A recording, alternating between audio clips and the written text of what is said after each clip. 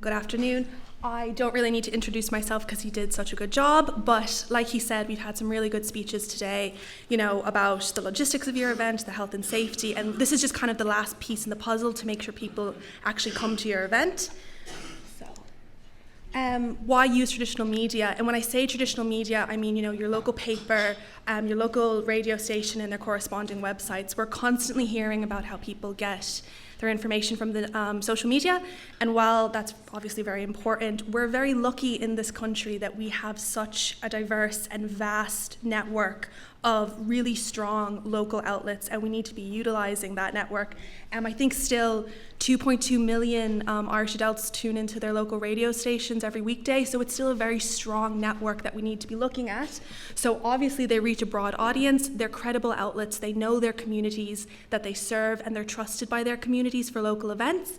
And anything that you communicate to them that they decide to publish is completely free to you. So that's another benefit. And then how to get the media's attention. So local journalists will be constantly looking around for anything that's impactful, timely, news, that's their whole gig. Anything of local significance that their readers are going to want to enjoy, and anything with a human voice. So when I say that, I mean they love people. They love ordinary people doing extraordinary things, leading events, and then a clear call to action. So that means that there's something for their readers to do, go to, sign up for. We're very lucky that all of these things apply to you. Timely and impactful, you're part of a national celebration. Heritage Week is the largest festival in Ireland, so it's going to be news. You're going to be part of a big national story. Ronan and I are going to be working our butts off in the background to make sure everyone knows about it, and you're going to be a part of that. Obviously, there's a local significance. Nobody knows the communities better than you guys do. So they're going to be really interested in that. You're the human voice, you're that story, and that's going to be really powerful. And then there's a clear call to action, something for people to do, and it's going to be very interesting to them. So we have all the pieces of the puzzle. I just want to make sure that in your communication, that comes across.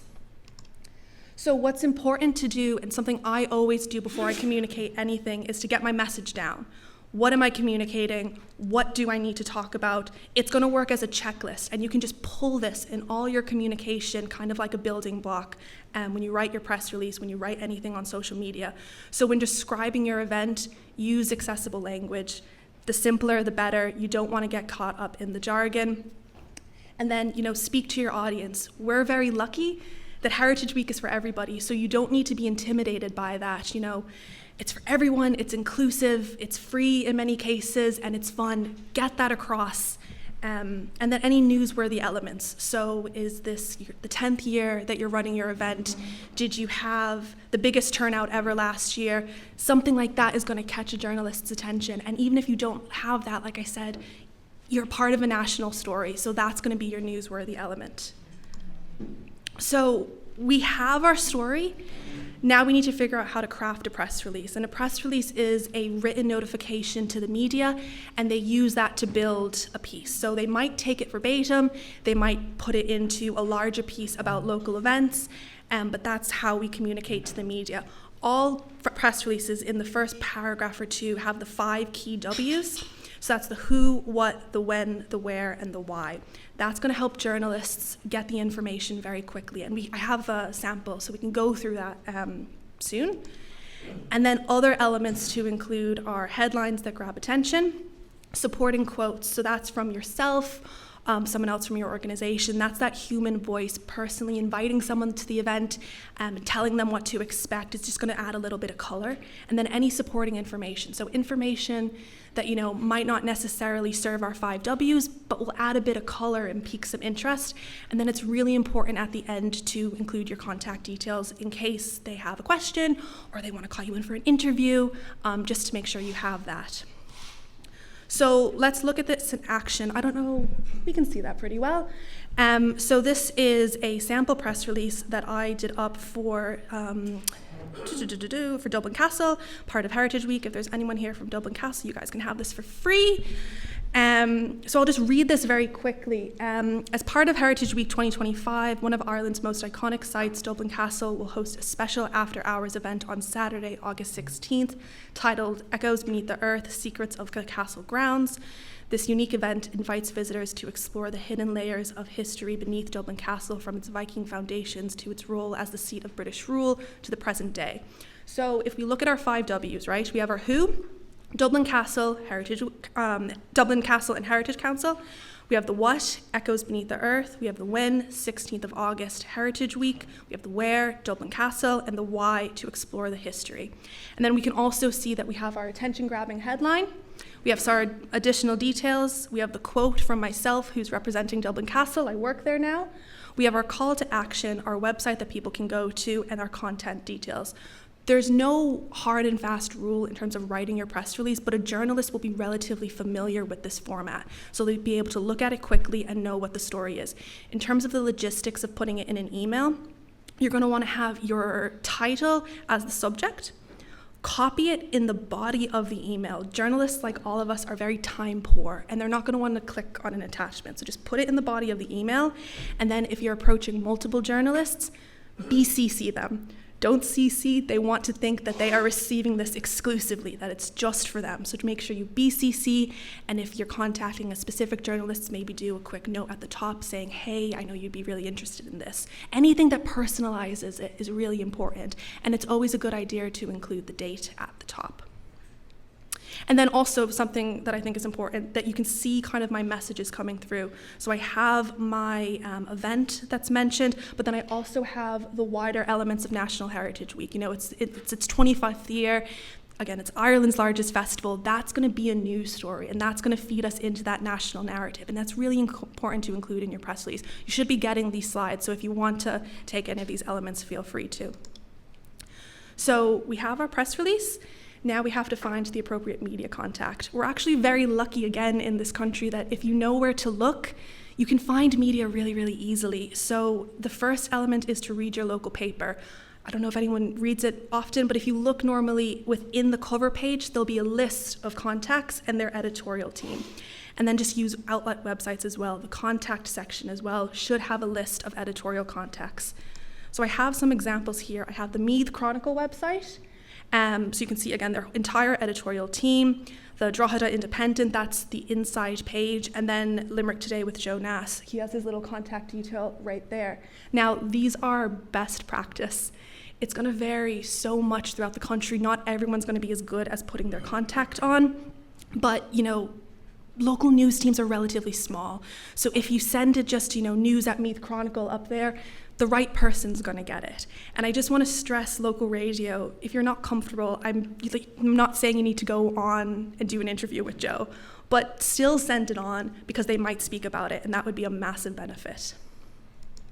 And then if all else fails, pick up the phone and just call your local paper and ask for the editorial desk and say, I have a story, I think you guys would be interested, where should I send it to? They may be a bit grumpy, but they will appreciate it, and you'll get your paper to where it needs to go. They'll be just as happy as that lad there. Now, the timing of your release, if you haven't been listening, that's fine. Here's where to perk up your ears, because this part is really important. So I had to think about this, and what I would do is kind of adopt a phased approach. So we're in May at the moment. You're deciding whether to plan an event. You're getting everything together. June, you're still planning. July, everything should be relatively in place. Once that happens, I would send that first release to the media, just so they're aware of it, just so people have time to plan. Again, let it sit, get our planning underway. Maybe 3 or 2 weeks before Heritage Week, send another reminder, or even invite the media to your event. They love to come along to stuff like this if they have the capacity, and they'll probably report on it. And then, if we plan ahead correctly and we send multiple reminders, this is going to supersede this problem, but just be aware of deadlines. They're going to vary drastically throughout the country, but especially local papers, if they only publish once a week, you just need to be aware of that. So say the Drogheda Independent goes to print on a Wednesday, their deadline will be Tuesday. Anything after that won't go into print until the following week. Again, we should fix that problem with our reminders, but just to be aware of it. And catching the journalists when they're at their desk, I always recommend a mid-morning release around 11. And then this is just an example of a media invite that you can send to the journalist before your event to see if they want to come along. It's just kind of a broken down element of our 5 Ws: the what, the when, the where, and then an RSVP. Just a brief description of your event. That's my made up event from Dublin Castle, and hopefully someone would be able to come along. And then this is just an element that I think is important because a lot of my clients are working with a lot of different partners, and sometimes it's a jumble, and I think it's really important to consider our stakeholders in our communication. So, for example, you have your own organization, but then you're part of this national story, this national momentum. Use that. That's going to add context to the event, and that's going to create a wider narrative around it, and you're more likely to get pickup, because a journalist could look at that and say, oh, the Heritage Council, I know Heritage Week is coming up, I'll put it in the piece I was planning about Heritage Week. So just consider that. Consider your local authorities. Are you partners with them? Any other partners? It just builds goodwill, and it creates this near tour de force of your piece, with just a little bit more oomph behind it. And there's 2 major ways to do this. If your own organization has a logo, you can put that at the bottom of the press release in the notes to editor under your contact details, or you can do kind of a shout out in the press release. So if we go back to my sample press release, I have I don't know if there's a laser. I have the call out to the National Heritage Council right here. So even just a simple nod, I think, would make all the difference. And then considering collateral. If you have high quality images from last year, journalists love that. It's a visual storytelling element. It will boost engagement with their piece, and it's going to give off the vibe of your event and show people how much fun they're going to have. And just for the technical element of that, you can attach it to the release, include captions. So I don't think James Scully is here, but that's the lovely picture of him when he got his Heritage Hero Award. It's just a description of who's in the picture, what they're doing, and where they are. And that caption can go under your contact details and just say photo caption. If the person in the photo is under 18, it's very important to get explicit permission before you send that in. So just bear that in mind. And then I don't know if you guys are aware, but on the 28th, we're doing that online event. And my colleague, Lorna McGinn, will be joining us, and she'll be able to go into a bit more detail about the social media element. But just very briefly, while I'm here, obviously Facebook's going to help promote your event. Facebook Events is a super easy and free function of Facebook that you can use, and I recommend you do. So you can create your online event and include the time and location, include the description, add photos, and you can share with your friends, and then they can share with their friends, and we can grow it that way, and you'll get a live visible list of attendees as the event grows. So again, a free and excellent tool. On the 28th, when Lorna joins me, she'll be able to talk about what to post, when to post, and if you have the means, how to advertise on Facebook, because that could be a really effective way as well. So I hope you can join us. Right, that's me. That was PR 101.